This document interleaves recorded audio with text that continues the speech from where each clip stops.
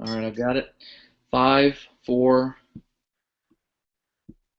Hi, everybody. James Floyd Kelly here. Welcome to episode 19 of Novel Ideas. I'm here with my friend Eric Wex. And Eric, I cannot believe every week we talk about this, and every week I'm off the number, and you have to remind me. I cannot believe we've done 19 of these things. 19.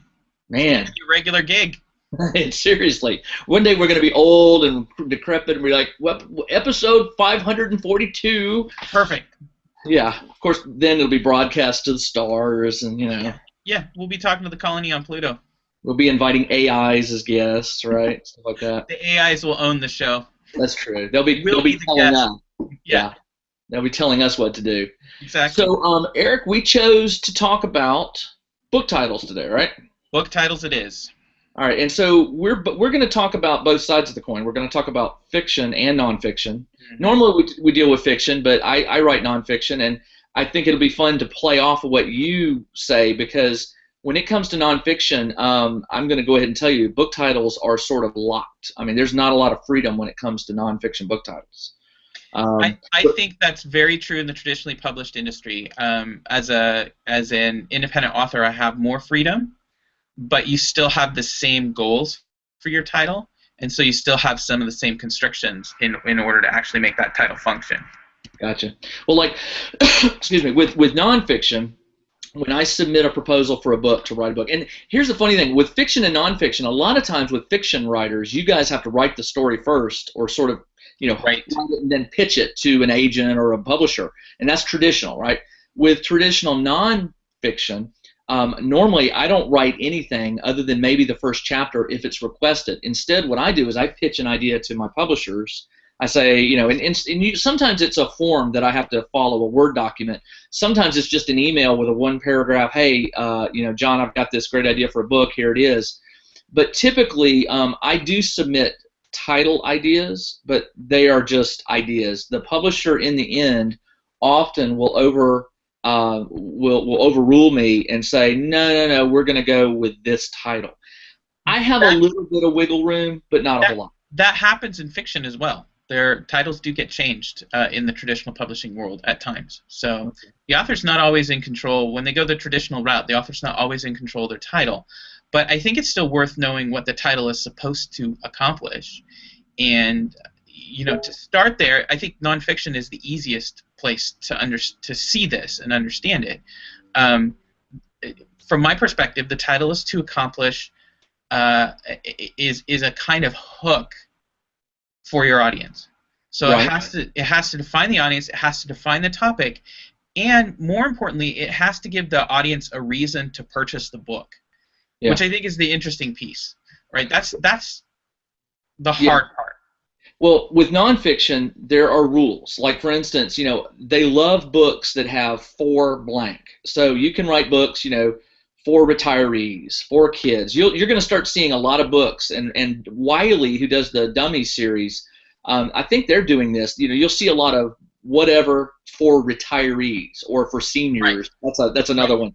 The kids. What's funny for me as a technology writer is I pitch a lot of books with titles like X for kids, and I get pushback because the publishers think that when you put the 4 kids on there, you're automatically cutting your sales base, which is true. I mean, if I put 4 kids, likely an adult will pass over the book. Even if the content is really geared towards kids, they don't want that in the title.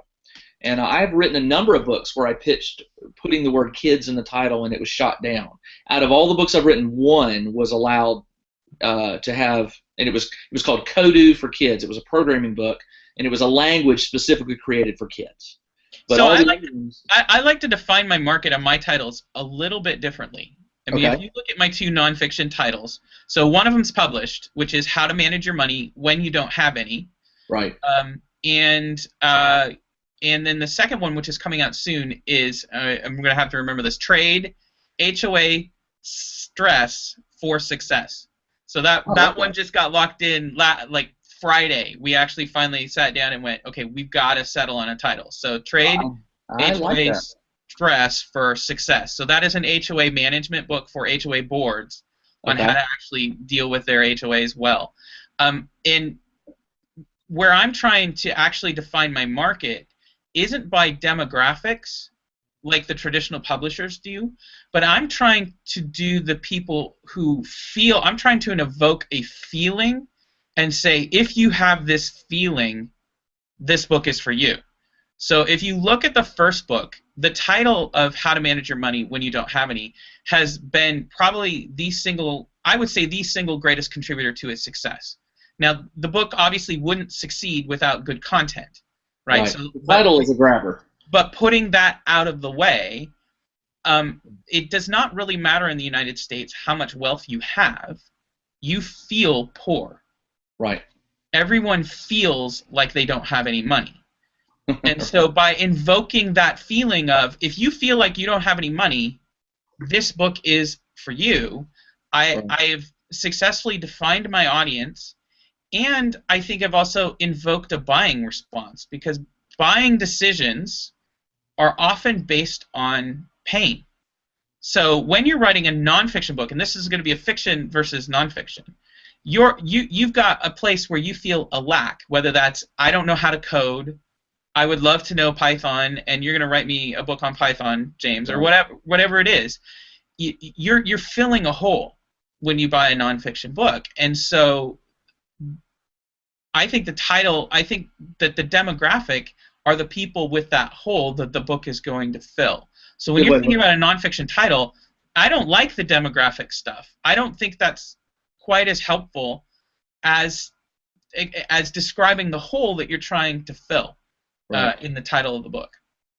Now let's switch to fiction, because I can tell you I've read some strange fiction books in my day with titles that you would read the title and go, I don't have a clue what that's about. Etna Adrift. Etna, Etna Rises. I'm always going to call it Etna Adrift. I'm sorry. Well, Etna Adrift is the right title. That's Etna Rises was the old title. You could read that and go, oh, Etna sounds like a cool word. You see the cover, you go, it's science fiction. But, Adrift. I don't mind when fiction titles are a little vague, because that's what the back of the book's for. Let's go with three of them. Let's go with Etna Adrift, and then I'm going to compare myself to people I shouldn't be comparing myself to. Then we'll go with, I could go with three more. Robopocalypse. Right. You know what that's about. It's an apocalypse of robots, which is exactly what that book gets. Etna Adrift is about a place and a person who are kind of adrift and having stories about what that means for them and how are they going to deal with being adrift, right? And so that invokes that theme in the book. Another one that I haven't read, but I think you get an idea from it, is Ancillary Justice by Ann Leckie. I've got that on my to-read list, yep. Yeah, it's high on my list too. I just haven't gotten to it yet. But you get this idea of justice that is secondary, right? That is beside the point, right? And so that's invoking a theme.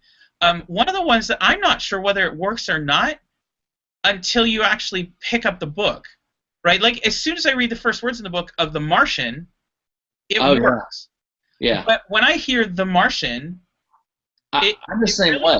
It invokes saucers and green-eyed aliens, right? They sent, I got sent the book to review for Geek Dad like a year ago in hardback. I've got it on my shelf over here.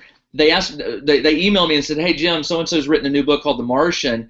Would you be interested? And then, of course, at the tail end of those pitches, they always put what the book's about. But when I first read it, I was like, that's kind of lame, man. The Martian. I mean, we know there's no life on Mars, or at least not now. And I'm like, somebody's trying to write a fiction book about Martian invaders. Of course, when I read the blurb, I realized what it was about. But see, that's the interesting part with that title. Now that book is so fantastic that I think it overcomes that hesitation. Right. But I think it's interesting that both you and I feel that hesitation when we read that title, right? Yeah. And I think it's good for fiction readers or fiction authors to really try to craft a title that is part of the buying experience. Because if you look at a buying experience in a bookstore, right, is a cover, right, a title, and then the book description. Yep. Right, and it goes in that order, and you have bought. My argument is the actual buying decision happens in the first line of the description. So the Yeah. title fits in it as bait to get you to continue to move forward in the buying process to reading the hook, which Right. is the first line of the description. Yeah. And I don't want, I'm hoping that I'm not putting a block in the way with my title. Yeah. Hey, let's stay on this topic, but I got a quick question for you because I never have to do it. What about secondary titles? Do you like them? Do you hate them? Like I don't know an example, but it would be like The Martian, Death at Dawn, something like that. Right. Do you like subtitles? I try to avoid them when possible. I think that you are better off going with a tagline than a secondary title. But what if you're working on a series? Do you think that each part of the series, because you don't do it, I mean, your books standalone is on their own, but I'm wondering, did you make a decision to say, you know what, I could name all my books, Pax Imperium. So the Pax Imperium Wars is going to work that way in some sense, right? In that the 3 books will not stand alone, and that's why I gave the series title as the Pax Imperium Wars Volume 1, Volume 2, and Volume 3. But you really don't even broadcast that big on the covers of your books. I don't. I think it will probably start getting bigger as more in that series come out. Okay. But I want my universe to feel like there are many, many entrance points. Yeah. And that's a good point. I've often felt that subtitles make people think that, oh, I'm coming in the middle of the story. Yep. The worst is book 1, book 2, book 3. Yeah. I don't know about you, but I get dozens of books sent to me in a year by publishers hoping I'll review their book. That are volume 6. I get book 2 or book 6, and I'm like, I haven't read the first 5. I'm not going. And you already told me this doesn't end for 6 volumes. Yeah. And as a busy reviewer, I'm not touching this. Right. Now, right? I will say this. I will say this. I still read the back covers. Yep. And once or twice, I have gone so far as to go, wow, that sounds really good. And then I email the publisher and say, listen, I got the review copy, but you got to send me the first 2 books because I'm not reading this until I understand what's going on. And thankfully the publishers do that, but that's rare. That's very rare. Yes. Yeah. So and I don't like book 1, book 2, that kind of stuff. So for independent writers, this is where we believe a lot in pricing structure to help deal with that. Yeah.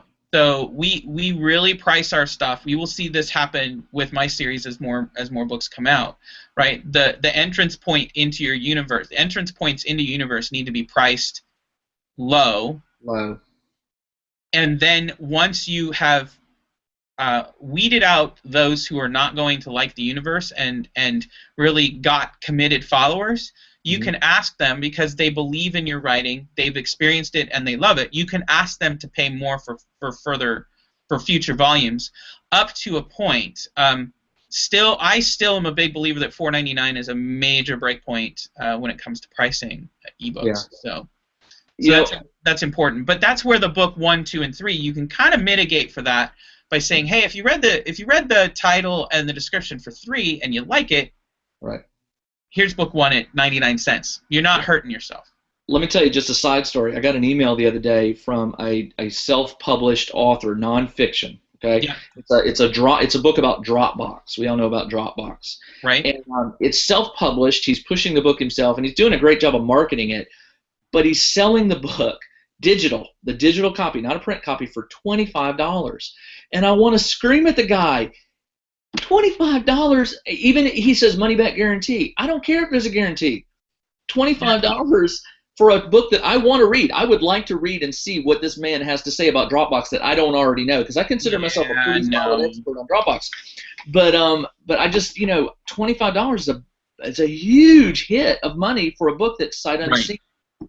And it's an entry book. You know what I'm saying? I mean, I think this is his first one, and see, I just don't think. Even with nonfiction, that's not going to fly. I think that there's too much of an educated audience. Yeah. In that, if the audience didn't understand that it costs you $0 to produce every one of those ebooks, you might be able to get away with that. Yeah. But readers who own Kindles and own and read books in iPub, they all know that each ebook costs you $0 to produce. If he priced it at $4.99, he'd sell probably tons more than he is at 20. I mean, volume will generate the income. Right. I want to email the guy. I'm not going to because he doesn't know me from Adam. But part of me just wants to email the guy and say, hey, you need to go watch Novel Ideas episodes 1 through 20. Can I be honest? I kind of doubt that you could actually give me $25 of information about Dropbox. Right. That's really worth $25. Yeah. That's a lot of money, and I don't really believe that there's $25 worth of information that you could teach me about Dropbox that I couldn't find on the internet. I don't want to come down on the guy. The book may be great, and I hope he sells a ton of them. And it's a great topic. But as a nonfiction writer, I know that if I ever want to go the non-traditional self-publishing way, $25, none of my print books sell for that. Right. Well, I think you could certainly help me. What do I want to say? I think you should certainly give me $5 worth of information. Like, I'm not saying the book's bad at all. Right. I just don't think anyone could produce $25 information. Yeah. $5? Yes, you could produce $5 worth of information, and then you're going to make it up. You're going to make more money than you would selling it at $25. Well, I tell you what, we're almost at time, so I'm gonna change tracks on you here. All right. Good Lord. Episode 6. All right, when I say cliffhangers are supposed to be, the person's in danger, they're facing it. Not shot in the, spoiler alert here, I think shot in the face is a pretty good in danger moment. I was literally scrolling, because I have a small screen I was reading it on, and I'm reading it because you sent it to me, and I don't know where it ends. I'm just going, and I get to the end, and I'm like, you nailed me. You nailed me because I wasn't expecting it. He did it. He got me on the cliffhanger ending, and it was a doozy, man. I was like, what? Now I have to recover from that. I have to figure out what I'm doing this week. That's the big thing is, Joe's continuing her journey toward finding rest, and this was one of my favorite episodes. I liked this one. I really thought this one was good. It felt tight. I really liked it from the beginning to end. I'm really looking forward to the next episode because I think episode 7 or 6. I'm not sure in your mind where you think of. Obviously, we're in the conclusion. We're wrapping it up. You can kind of see maybe. I don't know how you're going to end this, but I get the gist that we're coming to an end. Episode 7, and you've only got 3 left after that. So I'm hoping readers are starting to really enjoy it because I have to fess up that really this has become this story, and it will be interesting for me in edits to really try to step back and see it on its own merits. Because I have to confess that this novel right now and the way it's going to end and where we're headed is very much a tie-in to Athena's Revenge, Book 2. Okay. Right? It is about how does Jo get to the position she's going to hold for that next book. Okay. And that's fine. Like, I think it's going to still be a good and satisfying story, but I really do want this. We were talking about this. I want this to be an entrance point to my universe. Sure. Right? And so I want to really step back and figure out how do I make this how do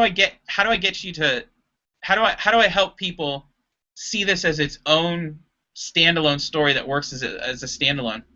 Well, I tell you, this has been fun, and I'm hoping that I'm going to be able to convince you in the future to maybe do another one. We'll see. We'll see, because I do think that there's something unique about a story that you get in bits and pieces where you honestly have to wait.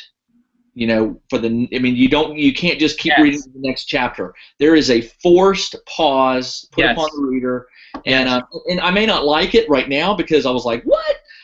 But it's cool. I'm like, okay, I have to wait another week to figure out how it's going to deal with this. Could you imagine? I mean, one of the things I always sit back and think, and I've heard people say this was just terrible. Could you imagine being one of the early adopters of Lord of the Rings? And you get to the end of Two Towers, right? Frodo is captured. Sam is outside the gates with the ring. Yep. That must have been horrible. How many And then years I think there was like a years year and a was it? half gap. How many years was it before the conclusion was written? Do you know?